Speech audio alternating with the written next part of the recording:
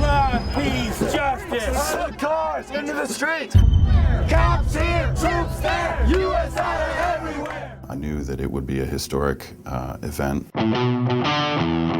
4 days. Love, peace, justice. August 2008. Take the money from the war. The police are definitely acting aggressively.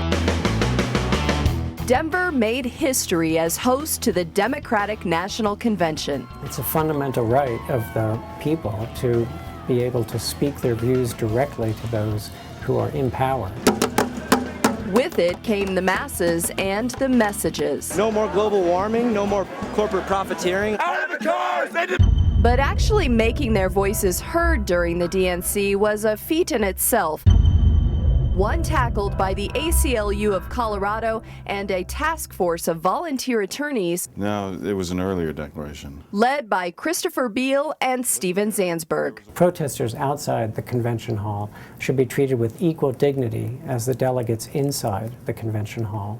And that's what this lawsuit was about. They had declared the DNC, of course, a special security event, and the city kept insisting that they couldn't tell us anything.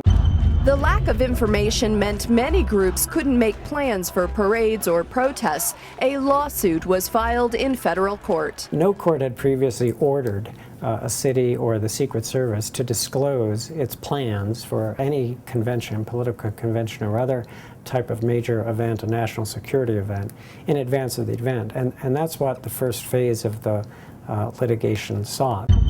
The second was to secure parade permits and to ensure the demonstrators were within sight of the delegates. In this case, though, in sight was still out of reach. The Pepsi Center is a mighty large building, and you can be in view of the Pepsi Center and still be a long way away. The city kindly provided us a what they called a free speech zone, what we called a freedom cage, which was in one of the parking lots of the Pepsi Center, about as far away from the entrance as you could get. The free speech zone was never used. It was completely empty. In the end, the judge ruled that government security interests outweigh the rights to free speech, peace, justice, to assembly, and to petition the government. We were disappointed, of course, but I can't say we were surprised in the post-9/11 climate. One of the ironies of the convention from the free speech activity is that the most well-attended, the biggest march was an unlicensed march. That was a moment of true free speech, assembly, petition the government for redress of grievances, and it happened entirely without a permit. And it was entirely peaceful. It was exactly what you're supposed to have in America. Please stay on the sidewalks, please. The street is open to traffic. I can't say enough good things about Chris and Steve. They put in God knows how many hours pro bono to support us, to try to get our rights recognized.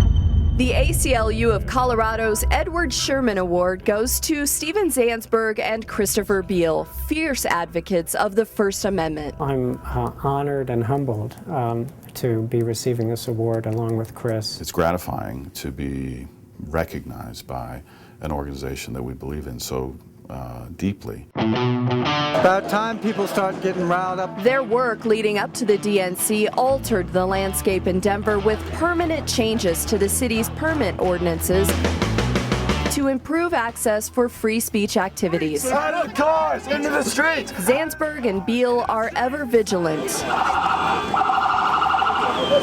against future efforts to erode our constitutional rights. The people who wish to engage in free speech activity are not terrorists. They are not people who are intent upon harm to our government. They are the people who are the most passionate about our form of government, and they deserve to be respected.